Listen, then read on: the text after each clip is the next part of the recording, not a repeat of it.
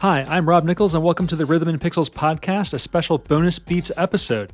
On the show this week, we have an interview with PM Studios, the publisher of the newest game Cytus Alpha and other great games such as DJMAX, Voez, and Deemo. Enjoy the show.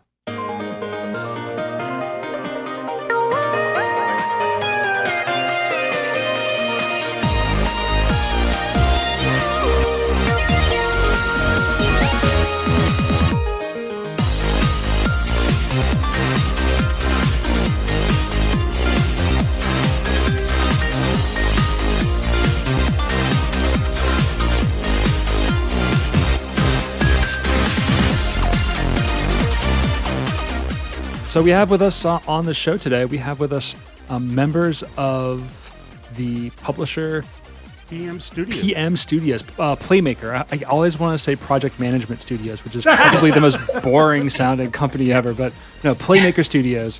Thanks for coming on the show. Yeah, no problem. Thank you guys. Thank you. All right, so just for also for the listeners' sake, and also ours, because I think there may be more names than expected. Give a quick introduction, like who you guys are, like who we're talking to, and like who you are at the company. Okay, so this is Michael Yum. I'm the CEO and founder of PM Studios. My name is Steven Yum, and I'm the project manager at PM Studios. My name is Paul Hartling, and I'm a marketing coordinator at PM Studios. And I'm sorry about that crack about project managers earlier. I really take it back, Steven. No, it's okay. I just realized something. I heard a name that sounds really familiar, and not Paul's. I believe that's me, Pernell. We talked before. I sent you a copy of the game Museums before, I believe. Yes, that was you. Okay, yeah, because I was at the music table at E3 losing my marbles trying to beat that guy's score. Yeah, that's right. Yeah. And I remember you were one of the participants in the tournament, and you didn't show up, I believe. I think you were busy at the time, so I just sent you a copy instead. Yeah, it was really appreciated. I was actually commuting from Long Beach to get to the convention center. Yeah, I figured. That's why I reached out to you, and that's why I sent it to you. I figured it's a lot easier that way anyways for you anyways, right? Yes, sir. It was definitely appreciated. Yeah, no problem. No worries. Well, we here on the show are obsessed with rhythm games. Like, we love music games. And there are just so many awesome music games from PM Studios that you guys have worked with and published and put things together. And so is this a passion of, I want to ask, is this a passion of yours also? Is it just game making in general? Like, how did you get into music? So I would say it's more game making in general. Mm-hmm. Yeah, I didn't start the business wanting to make rhythm games, or I wasn't even like that good of a rhythm game player. If anything, I was more of a fighting game player. Okay. But I guess at the time when I was starting it, I really wanted to kind of work on a DJ game. So rhythm games were kind of starting to get popular. I really wanted to work on a DJ game. And somehow I found this team in Korea, partnered up with them, and then helped release this game called DJMAX. And so this DJMAX game ended up being really huge in Korea, and then it had a pretty decent following in the States. Mm-hmm. So it kind of set like a stone where we were like more of a rhythm game company now. Because, we were following up with another rhythm game, and then, one thing led to another, and then... That's actually kind of hilarious in its own way, because like up until now, I was always under the impression you guys were like, hey, we do rhythm games. Let's just publish a bunch of them. It turns out like it just happened to work out conveniently that way. That's pretty cool. No, it's just the first one was a hit, right? And so after that, you kind of got to work on the sequels or follow-ups, and you have your following there. So we kind of stuck with it. And little by little, I was trying other stuff. So, like, even during the DJMAX days in the PSP, we tried a game called Strikers, 1945 Plus. That game's great. I'm a big fan of that title, actually. Yeah, that's one of my introductions to bullet hell like style, not bullet hell, but shoot 'em ups in general. Like that game was big. Yeah. But yeah, and now we kind of do. We're still doing our rhythm games, but we branched off to do some mobile games. So we partnered up with like Stephen Curry and Justin Bieber for our first mobile releases.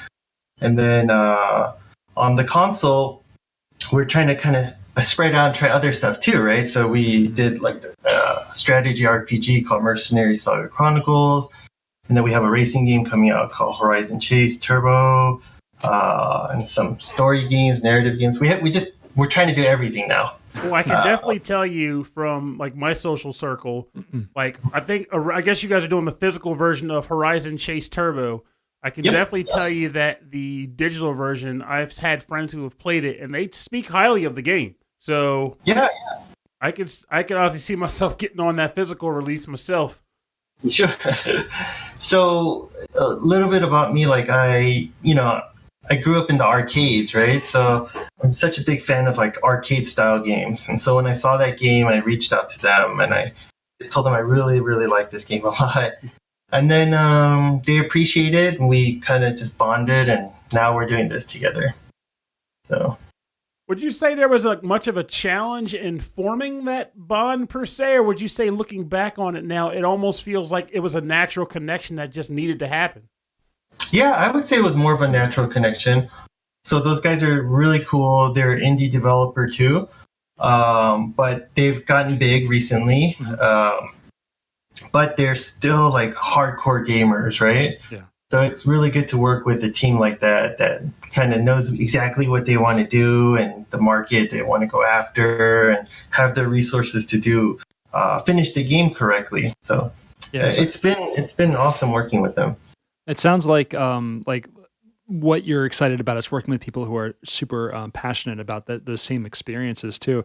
Do you think it's something about working with indie studios and or indie developers also that like those smaller groups of developers and people kind of help promote that? Yeah.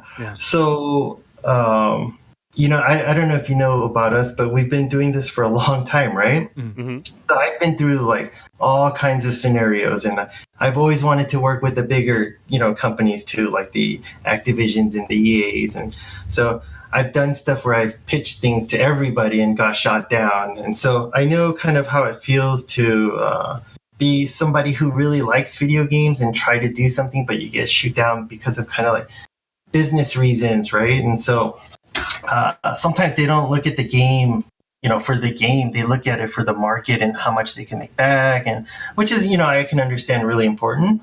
But when we started publishing stuff for other people, I didn't want to be like that kind of guy. So at the same time, we don't have enough resources and we're not big enough to do everything for everybody.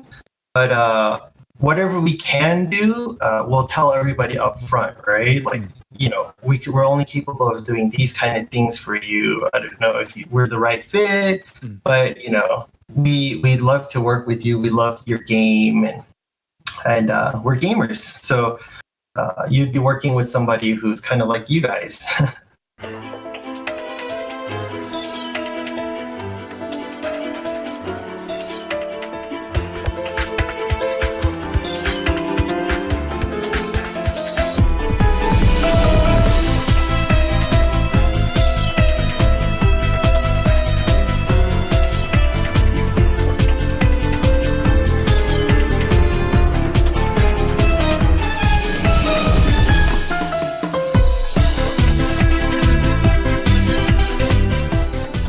To the fact that there's like always like a major crunch in like larger companies where they're always pushing to get stuff out, and sometimes the numbers matter more than the passion, so to speak.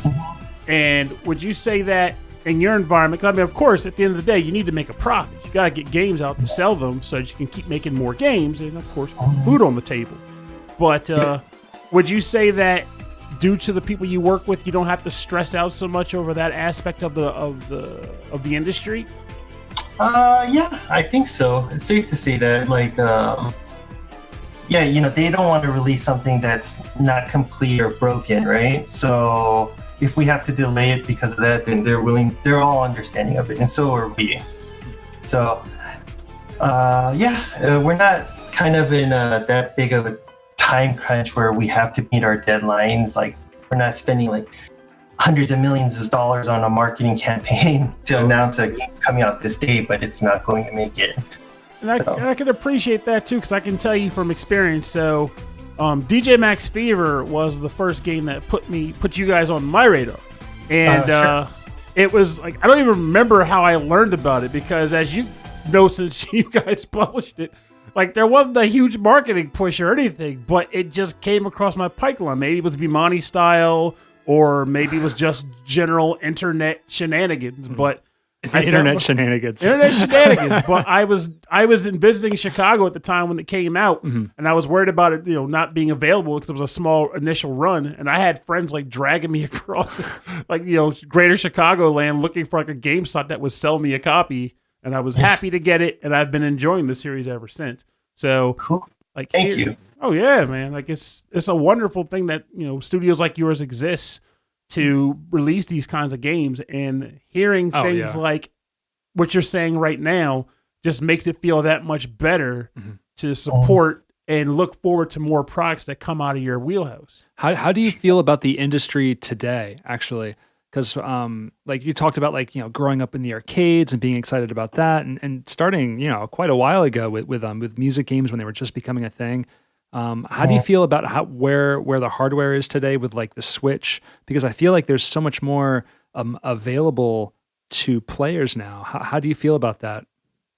I'm actually really happy because, to be honest with you, I'm not like too big of a fan of mobile games. You and me both.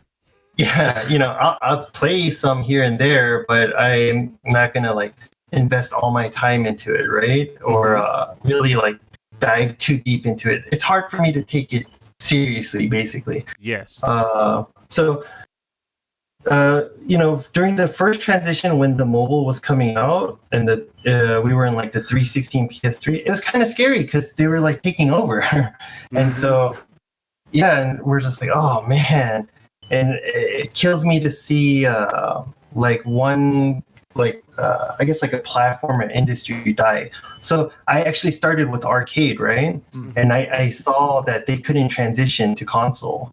So some of those people I knew really well for a long time, they were all out of jobs. Like, a lot of people are worried. Like, it's a hard transition.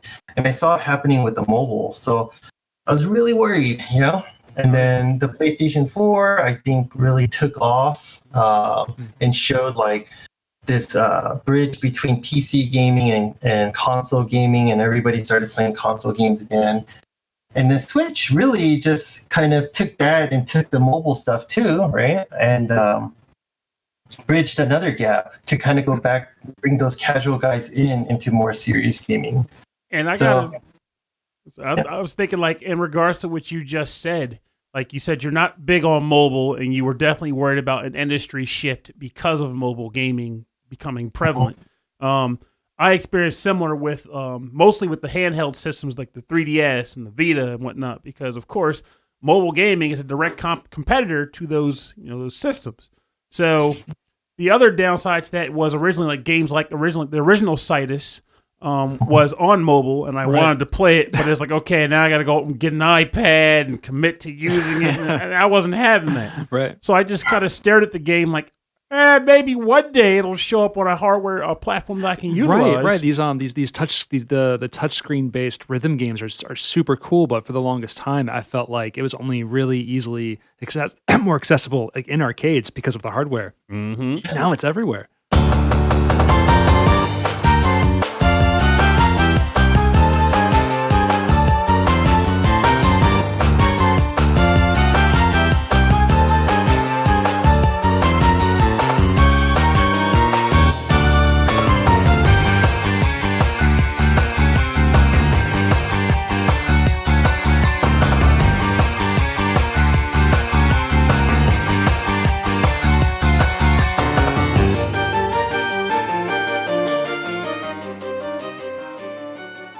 We're lucky that the Switch gave us all these opportunities, because or else we wouldn't really have too many platforms, right? And then we knew that the voice and the Deemo was like the first run, and then for our follow-ups we would need to kind of up the game So with Cytus, like we never announced it until like kind of towards the end about like the online mode. So we knew that the fans wanted like an online type of mode, right? So we put that in. They wanted to see collaborations. So I don't know if you saw like the DJMAX collaboration. So, secretly there's more collaborations maybe in the works. I was yeah. hoping for that. So, the community is pretty passionate, right? And the developers. So we all kind of know each other now. So wherever I can put people together or like, wherever we can kind of help each other, right? Like, hey, can you help us with this and this? And so we're all trying to, bring this genre back. So Yeah. we knew the Cytus was a good chance for it. Well, let's talk about Cytus now, because Cytus, is it called Cytus A or Cytus Alpha? I think it's Alpha. Cytus Alpha? Alpha has just been released, and it's getting some like amazing. Like I've been seeing it on a lot of the places that I go read and online. Heck, conveniently, someone posted on our group page today asking about, you guys heard of this cool looking game called Cytus? Yeah, out of nowhere, one of our listeners said, "Hey, you guys would probably like this." And the art style is it's arresting. It's really beautiful, and the contrasting colors. It's really impressive. Can you give us a little taste of like how that came into being and what drew you guys to it? So that one, I can't really say too much. Just the team Rayark has a ton of artists, right? They're a big team now. They knew that this was going to be one of their big releases for this year, actually, in general. And Cytus was one of their first games. So, everybody assumed that when we were going to bring it over, it would be a port. So we didn't want to kind of fall into that path. So we decided to rebuild the game from the ground up. So it was kind of what was that? Like a remake? Like a remake. Yeah, kind of like a remake, a remaster of the game.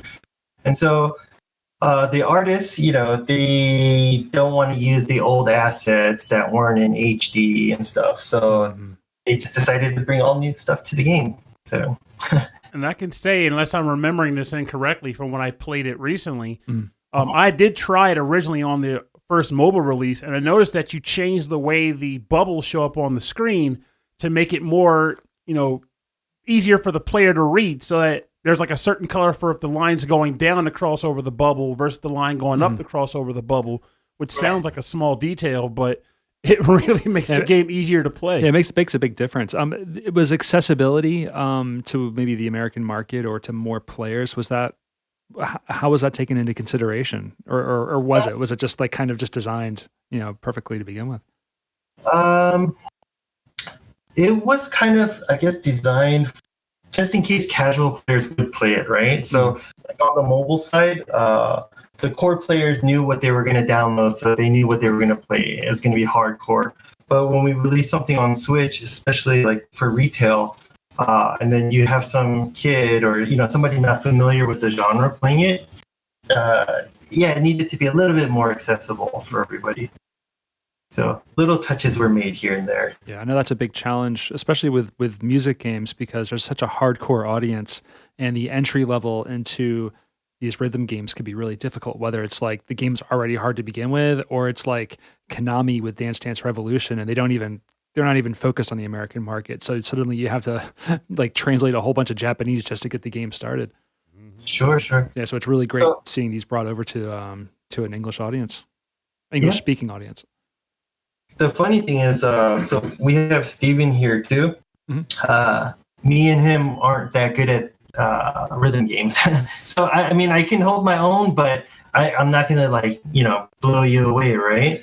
So like during the testing and like the video footage, we just couldn't pull it off. It was too hard for us, right?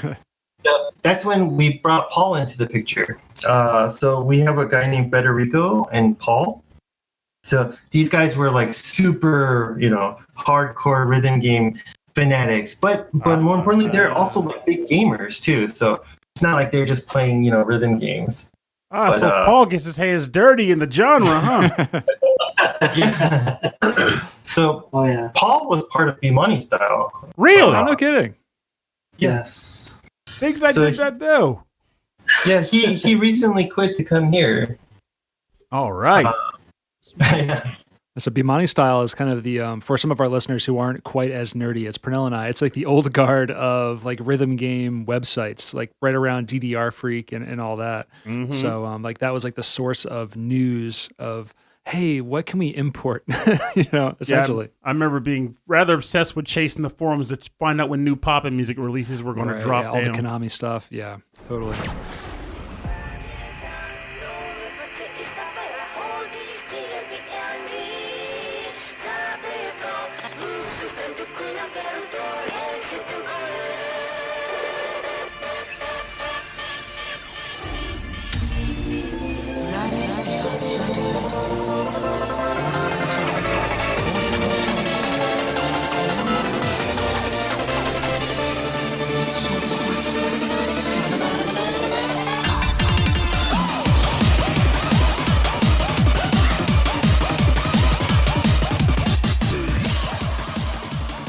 Yeah, so like you said in the beginning, I was really in tune with like the community. So I reached out to Bimani Style and all the other communities I can find. Like there was a site called Joystick. I don't know if you remember I that. remember Joystick. I remember Joystick, yeah. And like Kotaku was kind of new at that time too. So like I go, hey, we have this game, even IGN, right? So can you guys review it, check it out for us, or do anything? And then so I send them copies of the game. Everybody loves it, and so kind of kept in touch with everybody. And so that's kind of how we grew the fan base. And then Paul, like I would do interviews with him or send him review copies, and then we would see each other at game shows like E3 and say hi to each other. And then I think we needed help now. Yeah, Mike needed help. So maybe it was late last August. Kind of reached out because I kind of wanted a job in the industry. I wanted to do something in marketing, and I wanted something, of course, in the industry, something in California. So I kind of reached out to Mike, and I was like, hey, kind of tapped him on the shoulder, like, I don't know if you've heard anything. Is anybody hiring? I'd like to get my feet wet in something. And so he's like, let's jump on a call. So jumped on a call and talked about get me hired here full time. And my fiance and I, we just signed a lease for like our condo back home in Boston. Mm-hmm. And I was like, well, I kind of have to stay here until like after the holidays before, things close out and I can safely move over there. So yeah, I've been here since early February. So would you say that was a very opportune but also rather unexpected opportunity to receive? Yeah, super, super unexpected, but of course, eternally grateful to Michael. Oh yeah, man, because something to be said about, good people finding each other and connecting and forming, a super unit, we'll just say. Would you call PM Studios the super unit? Oh, yes. Love it. We're trying. So, like, out of curiosity, like, on a more, like, goofy note, what would you say are some of your favorite rhythm game titles? Because you mentioned earlier that rhythm games weren't your original entry point. It just kind of happened to be that way for the company. But outside of rhythm games, what would you say are some of your favorites? So, I'm a big hardcore gamer, right? And my top is always going to be Zelda and Metroid. So I just, the fight is always which one is on top. Hear that, Rob? Metroid. I know. Super Metroid's on my list to play. I never got around to playing that one. And it's so, I know it's so shameful. I can't believe I'm just letting you guys know. Yeah. So Super Metroid and probably Zelda Link to the Past are my top two.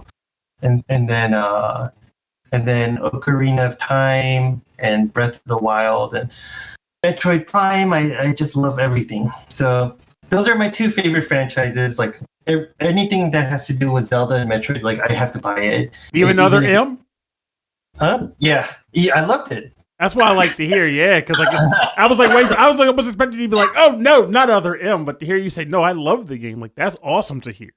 Yeah, I don't know. Like people hated it, right? But I liked it. It wasn't that bad. I just kind of took it to be one thing where a lot of people were just like, "This isn't exactly how I expected it to be," but not take it as a new experience, you know? Mm-hmm. Yeah, it's not like they're calling it Metroid 3, you know, or 4, so it's okay. It's a spin-off, yeah. And I'm a big fighting game guy, so I was a tournament player in Tekken Tag Tournament. Oh, So before esports. Yeah, I was really good at it. That's probably my favorite fighting game franchise, and I love Mortal Kombat and Street Fighter still. What else? I like racing games. I won a Daytona USA Championship at the arcades when I was a kid. I think I was like 13. Ooh. Yeah, Daytona 2 is like one of my favorites. I love Daytona I love that one too. Yeah, a lot of people haven't played that one. And this game called Scud Racer or Super GT. Super GT, yeah, that's a great one too. Yeah, a lot of these, they some of them get like notoriously like they get people talk about like the Daytona soundtracks, but I think it's just like it's not even a guilty pleasure. I just love that music. It's just stupid happy. You know, it makes me feel good.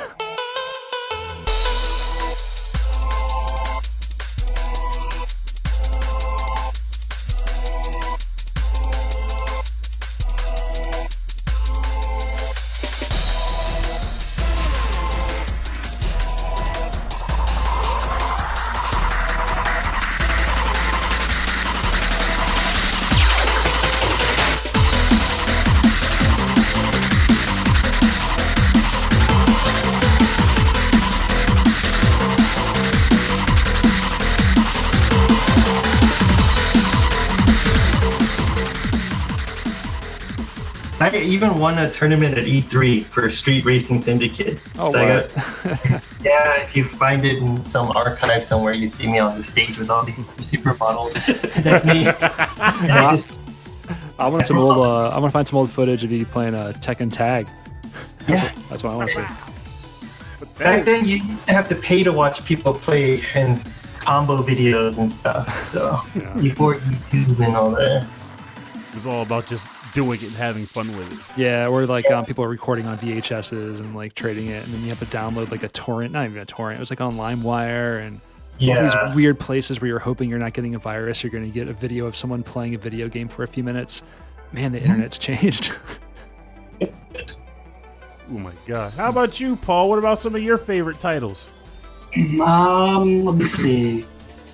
Favorite title? I mean, I've always been a first-person shooter like fan. Back when Resistance 1 came out on PS3, friends and I, we gathered weekly and on weekends to kind of just LAN in the basement for the weekend, and we actually grew to be, I think, top 3 clans in Resistance 1 on PS3. Whoa. Okay. Yep. And then Resident Evil 2, of course, on PlayStation has always been a favorite gem of mine. So survival horror, of course. Yeah. I'm assuming the Resident Evil remake, Resident Evil 2 remake, that was a lot of fun. Piqued your interest in, didn't it? See, it did, but it did a lot of things where, like, man, I don't know if I'm just like a purist because, like, dude, I did not play Resident Evil 4 because I hate the over the shoulder. Mm-hmm. Like, I love the tank controls, like, that's me all day. But I did play up until the sewers of Resident Evil 2, but it just left a bad taste in my mouth with, Mr. X being, in the first scenario and he's supposed to be in scenario 2 and all these different things that they added. I played to the sewers, I kind of was stuck and I kind of just didn't play it any further, but yeah. You guys said you were hardcore gamers. Like, it sounds like this is the second time I heard someone talk about competition. So you would say that you're all pretty competitive? So for me, this is Michael, by the way. Like, if you look at my trophies on PlayStation, like I have. If you look at my trophies on my on my hey, it's on my shelf in my house. It's just about the same, honestly. I'm do the same thing. No, I'm a completionist, so I have nice. over 200 platinum trophies. Holy cow! That's insane. I think it's like Platinum trophies have always been like a sort of holy grail for me to even try to attain. Like I'll look at them and go, "This is the game. I'm a platinum this You're bad finally boy." gonna do it, And yeah. then I'm gonna start like Persona 5 was the last one. I was like, I'm gonna platinum that game. I thought love you this would. series. You did. No, Well, you can just say you did. why? People can look up my stats. I can't do that. Is there a game like in the offices that you guys play with each other a whole lot? So because of my platinum trophy addiction, we will rotate the game pretty fast. So like Mortal Kombat, was it 11? 11, Yeah, yeah. it just came out. Like I platinumed it in 3 days. So we were playing that obsessively for 3 days. And then Holy crap! That is amazing. yeah, so then we're like, okay, next game. And so like right before that, it was Kingdom Hearts. Right before that, it was Resident Evil 2. Right before that, Wait, did it you was- platinum Kingdom Hearts 3? I did. You did. I gotta ask this question because I haven't talked to too many other people about Kingdom Hearts 3. Sure. What was your feeling on those blasted amusement park ride summons? I never played 1 and 2 or any of the other ones. Mm-hmm. So when I played it, I was like, I didn't like the game at all, to be honest with you. So I didn't enjoy it that much. And then the special moves, like those rides that you're talking about, I didn't understand like the point of it. So I Neither was did like, we. Here's the funny, I must say, we played them all, and it still didn't make any sense. We were like, So really? you were kind of in the right place. Like, what are they trying to appeal to? Like kids are already into the characters. Like, why do you need Splash Mountain? And Like, they in the also game? just kind of broke the flow a lot. Yeah. Like you're beating guys with a all of a sudden it's like summon the teacups. Like why? I don't want to drink tea. I want to beat guys with a giant tea. young kids are really into like repetitive things over and over again. So maybe that's something Yeah. that they wanted to include. Yeah.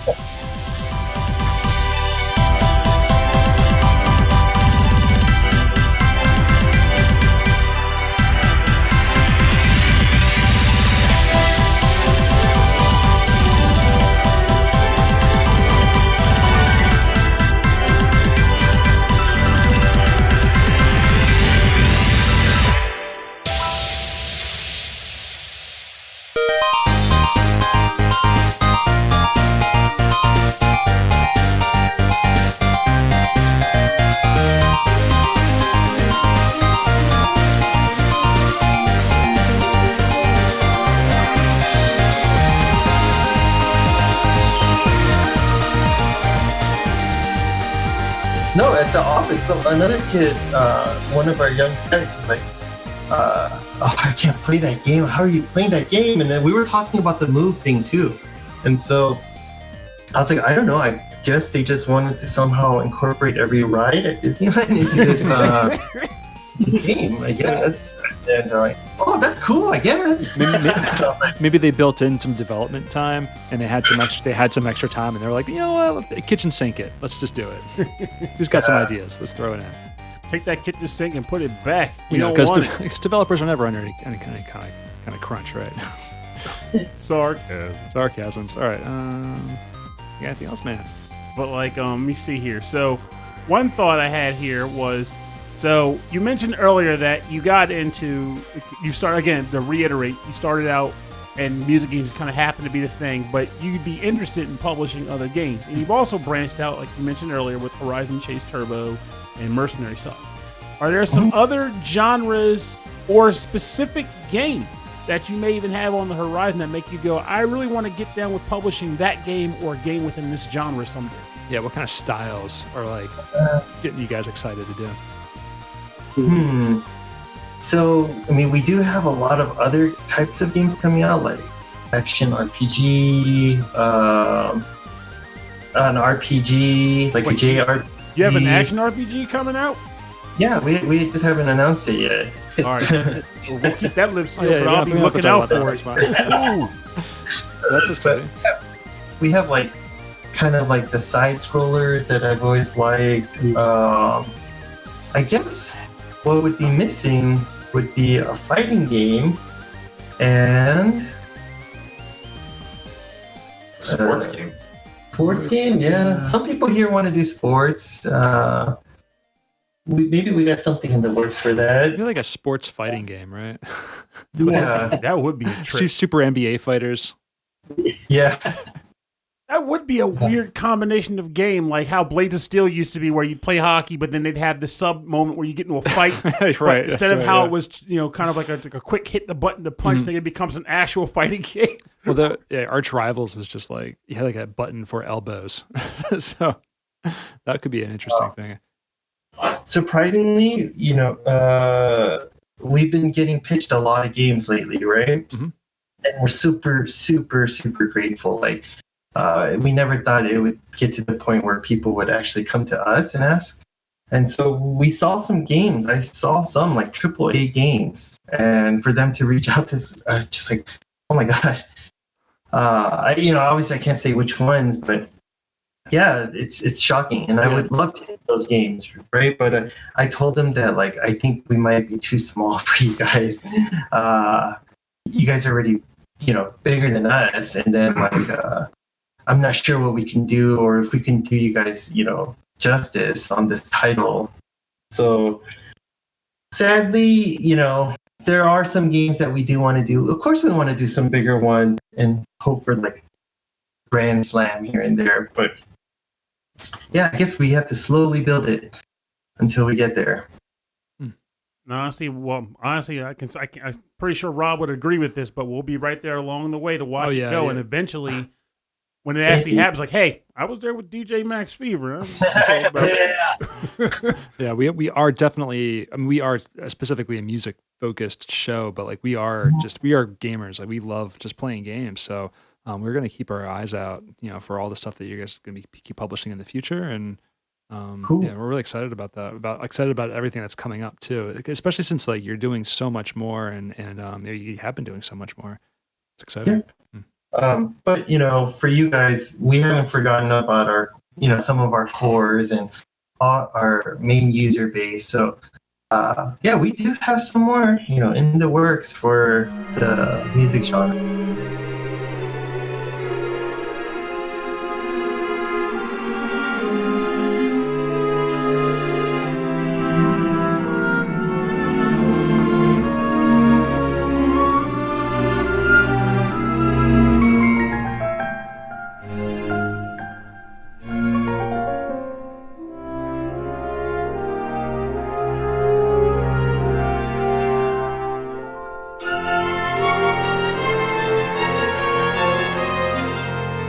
So, I think this may have come up in one of the things you said earlier, but I'm not sure it did. So, if you have an idea for this, what would you say was the greatest challenge you faced with getting your company up and running, like getting it started? So, it was probably when I first started the company. And so, I think it was like 2007 or 2006. There wasn't a lot of resources back then, so there weren't really indies. I don't think. Yeah, I can't really think of like too many indies on console at the time. So the entry to barrier was really tough, right? Because you have to buy like these expensive development kits. You have to prove that you're like an established company to get like a license to make something for like a PlayStation or a Nintendo. And so I had nothing, right? And so I obviously worked in the game industry before, so that's why I knew I could do it. And so when I left and then I reached out to everybody, it wasn't as easy, we can't just give you a license just because we know you. You have to like go through all these steps. So when I first started, and I wanted to do the DJ stuff, it was actually for Nintendo, and I got shot down. Okay. Yeah, so I got completely shot down, right? And then I thought it was over, actually. I pretty much thought the company was done, right? Because without that, I can't even do anything. So I was sitting there, and my cousin's best friend was like, hey, dummy, like, if they say no, go to somebody else. And I go, like, who? And they're like, try Sony then, right? Isn't PlayStation popular? I go, but then PlayStation was so popular, it was even harder to get now, right? Oh. So, yeah. So I was like, oh, man, they're never going to choose us. And so I reached out to them, and they actually chose us. Right. And they gave me a chance. Yeah. And so it was like a two-man team, right? And they helped me get started. and then I was going to Korea and working on the game, and that was the hardest part was getting started, I guess. Like, you don't know what to do, you don't know all the things that can get in your way, right? So if you can't get a Nintendo or a PlayStation or an Xbox license, then what are you going to do? You can't even make the game for them, right? So yeah, that's the scariest part. I really thought I was done at that point. Well, it's kind of funny you say it now, because as we talked about earlier, now you guys are doing like much better. You're getting a lot more requests from developers themselves saying, "Hey, could you publish our games for us?" But given that now you've kind of done a 180 on having difficulty getting started versus now where you got a steady flow of product, what would you say is your biggest challenge now? I guess trying to make everybody happy. So, you know, if the game isn't performing well, it makes me feel bad, right? Like, what else could I have done? What else could the team have done? That makes us feel bad because, yeah, you know, usually the developers don't sleep, right?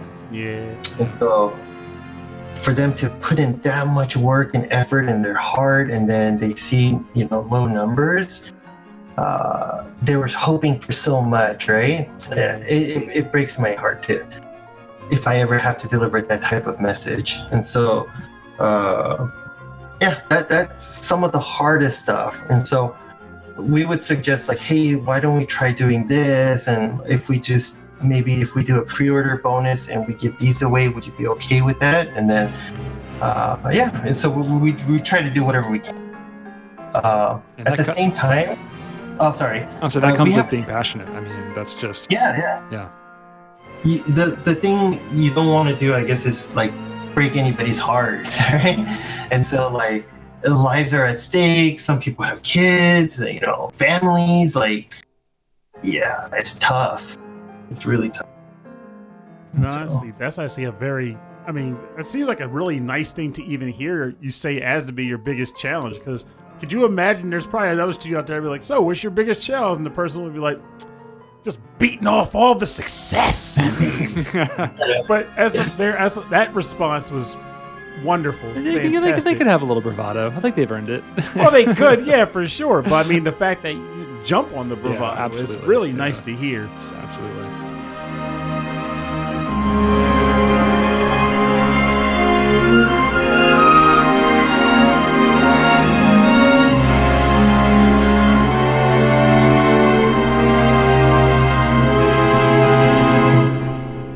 抱きしめた青空の色集めて瞳開く空に舞う最後の雪が始まりを告げる朝に